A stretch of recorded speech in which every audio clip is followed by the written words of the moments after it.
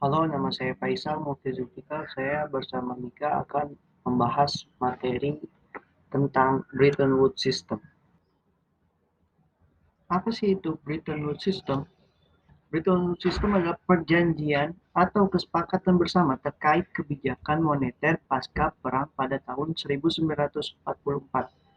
Nama perjanjian ini diambil dari nama tempat lokasi berlangsungnya konferensi, yakni di Bretton Woods, New Hampshire, Amerika Serikat.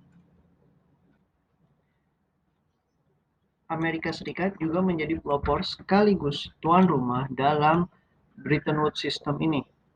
Amerika Serikat juga menjadi kekuatan utama dalam negosiasi.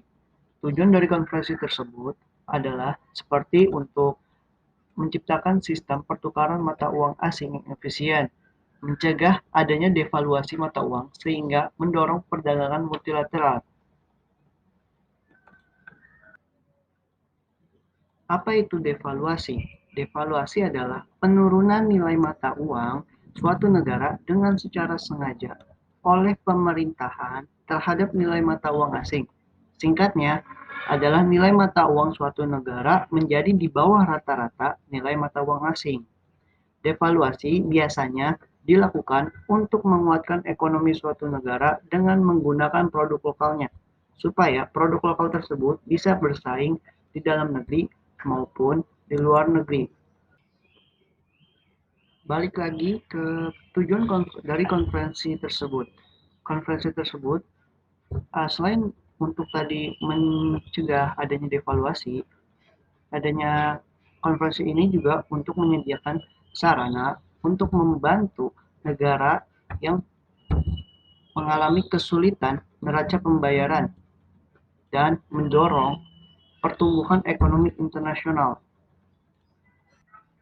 Mengutip buku Hasan Hasari yang berjudul Kamus Hubungan Internasional, di situ dijelaskan bahwa sistem Bretton Woods mencakup dua elemen utama. Yang pertama, penggunaan sistem nilai tukar tetap terhadap dolar Amerika Serikat.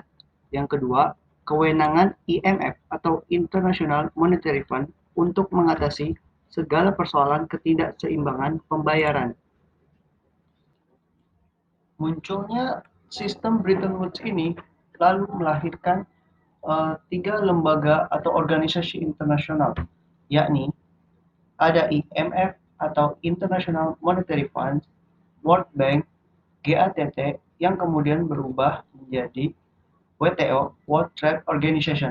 Ketiga lembaga internasional ini bertujuan untuk menjaga kestabilan ekonomi dunia atau perekonomian internasional. Mengutip dari buku David Balaam dan Bradford Dillman yang berjudul Introduction to International Political Economy, di sana dijelaskan bahwa peran utama IMF kala itu adalah untuk memfasilitasi sistem moneter internasional supaya stabil dan teratur, serta mengatur kebijakan investasi. Lalu ada World Bank. World Bank berperan sebagai lembaga keuangan internasional yang berguna untuk memberikan pinjaman, dana keuangan, dana bantuan pada berbagai negara yang perekonomiannya sedang tidak baik atau tidak sehat.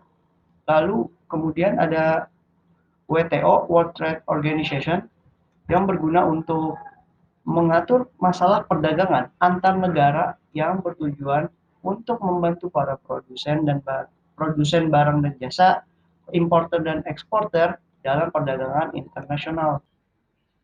Adanya lembaga ini pasti berguna bagi negara Indonesia karena lembaga keuangan internasional ini berguna bagi pembangunan di Indonesia seperti untuk meminjamkan dana bantuan pembangunan dalam wilayah pembangunan, terus membantu untuk menstabilkan perekonomian bila mana terjadi krisis ekonomi.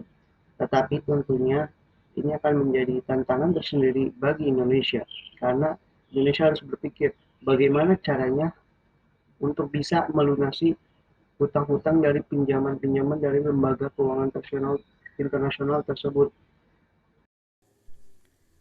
Saya Mika Raini Hawila. Di sini saya akan melanjutkan presentasi yang dilakukan oleh teman saya, yang dimana saya akan menjelaskan alasan didirikan sistem Bretton Woods. Bretton Woods didirikan pada tahun 1944 yang dipimpin oleh Amerika Serikat dan juga Inggris. Sistem ini diciptakan untuk mengelola kembali perekonomian yang sudah krisis akibat terjadinya pasca Perang Dingin. Sehingga mereka berusaha untuk membangun arsitektur untuk internasional pasca perang dengan menciptakan 3 badan baru seperti IMF, Bank Dunia, dan GATT. Kemudian digantikan oleh Organisasi Perdagangan Dunia. Secara kolektif dikenal sebagai Bretton Sistem Hutan, yang dimana sistem ini telah berkembang secara signifikan dari waktu ke waktu karena telah disesuaikan dengan perubahan tekanan yang dihasilkan oleh ekonomi dunia. Sehingga Bretton Woods mencerminkan keyakinan yang mendasari teori ekonomi liberal, terutama tentang kebajikan ekonomi internasional yang terbuka dan kompetitif. Sehingga mereka harus melakukan pengaturan terhadap kelembagaan baru, yang dimana dalam arti untuk menjaga ekonomi internasional dan memastikan stabilitas, mencerminkan keraguan besar tentang ekonomi politik klasik dan juga doktrinnya. Perekonomian Bretton Woods demikian bekerja paling baik ketika dibiarkan sendiri oleh pemerintah, dan ini seharusnya berlaku di tingkat internasional maupun di tingkat nasional.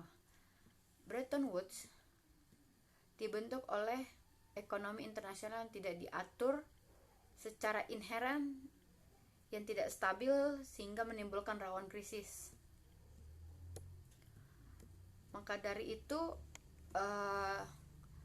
Keynesian Management, di mana kebijakan fiskal, pengeluaran pemerintah dan perpajakan memberikan pertumbuhan dan menjaga pengangguran tetap rendah.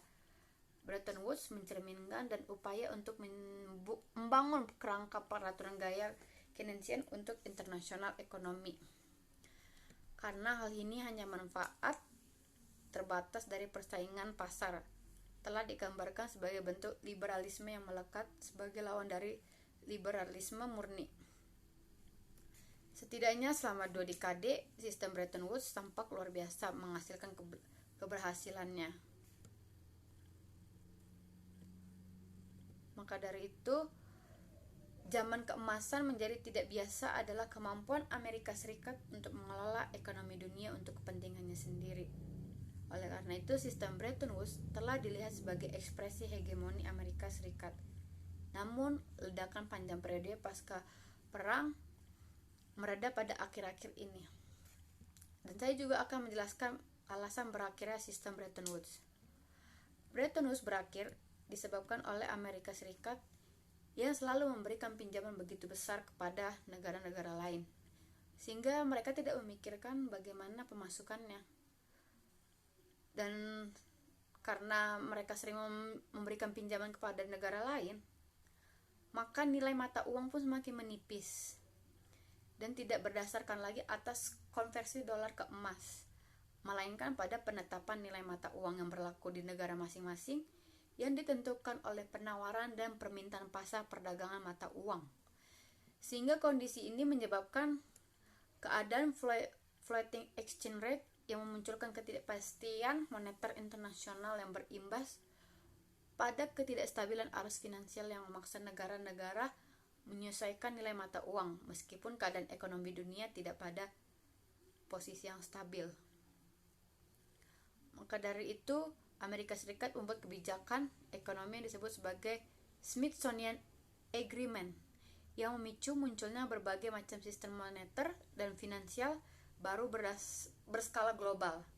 Kebijakan ini menekankan pada sistem nilai tukar mata uang. Dan saya juga akan menjelaskan kesimpulan yang telah kami buat, yang dimana tren menuju tata kelola global sangat menonjol di bidang ekonomi, di mana ia telah dikaitkan dengan sistem Bretton Woods yang muncul setelah Perang Dunia II. Sistem ini adalah berdasarkan 3 badan: Dana Moneter Internasional, Bank Dunia, dan Perjanjian Umum tentang Tarif dan Perdagangan. dan digantikan oleh Organisasi Perdagangan Dunia pada tahun 1995. Sistem Bretton Woods pada awalnya mengawasi ekonomi dunia sebagai besar melalui pemeliharaan stabilitas nilai tukar. Sistem ini tetap rusak pada awal 1970-an karena nilai tukar mengambang diganti nilai tukar tetap, memulai proses di mana lembaga Bretton Woods diubah menjadi penyebab liberalisasi ekonomi.